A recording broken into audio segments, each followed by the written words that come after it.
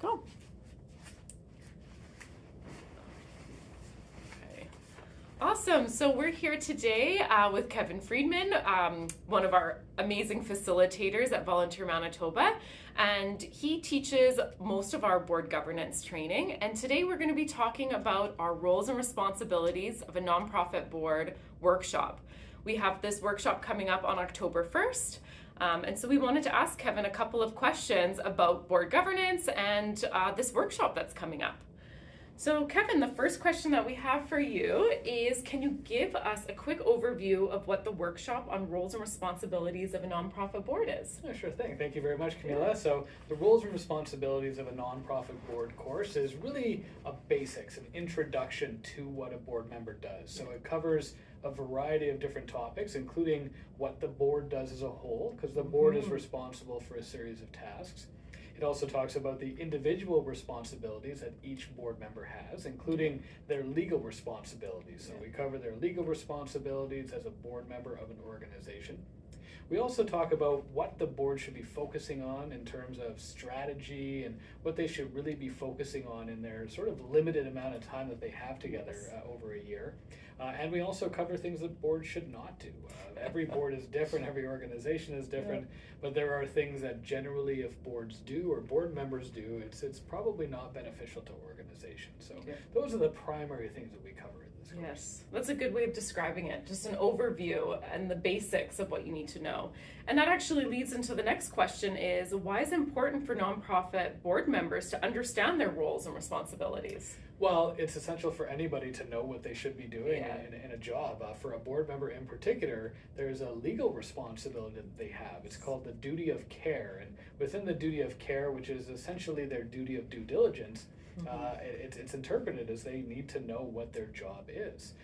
There's a lot of nuance to the work of a board member and the work of a board as a whole, and a lot of board members come in maybe thinking that they know what they're doing, or maybe having very limited experience, and there's a lot of challenges I've seen on boards with not just that people don't necessarily know what they're doing, but everyone may think they're doing different things.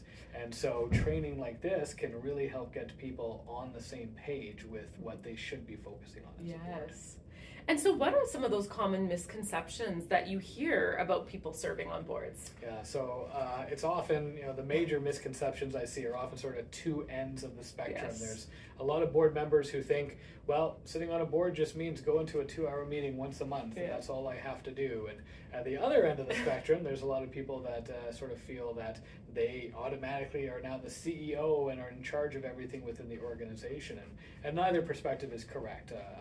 Organizations are different. There are different sizes, different capacities, and so board members may have different levels of responsibilities, but even at the most minimum level, a board member needs to attend their meetings. They also need to read their packages and prepare. They need to read news and keep up to date with what's going on in the world that could impact their organization. They need to participate in strategy sessions. They need to go to the AGM and be good ambassadors for the organization. So there's a lot more to it than those 2 hours. But board members also have a role in setting strategy and leading organizations, but they're not the boss. They're not their day-to-day. There is somebody for most organizations that have an executive director. They have somebody to do that. And as a board as a whole, you can't focus on these little details all through your meetings, or else you're going to get too distracted. So really focusing on the big picture, not the everyday tasks of the organization.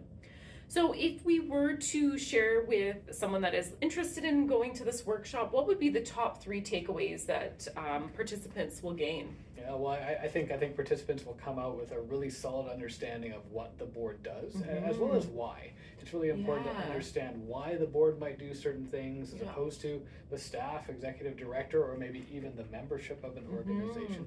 So that's a very important takeaway. I also think that board participants can recognize what boards should not do, which also is very important. And I think it's really, again, as I mentioned before, it's important that board members know about the area of focus that they should be spending their time on.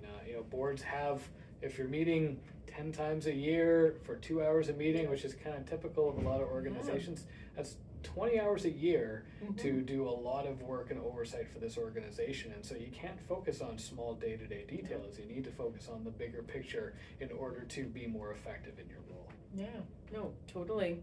And the last question, and I'm just really curious about this, because you've been teaching this workshop for many years for us.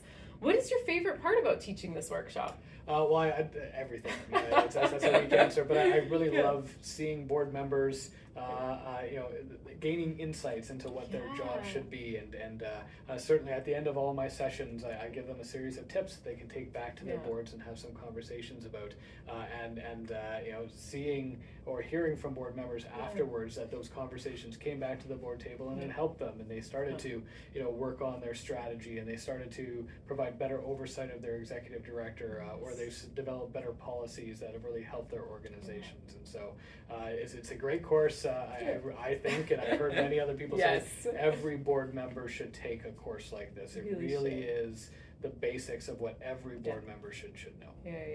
And gets the confidence of volunteers that are on boards, gives them the confidence to do their job. So thank you very much, Kevin, for being here today. And if you have any other questions about our upcoming training coming up on October 1st, please send us a message, and we hope to see you there. Thanks.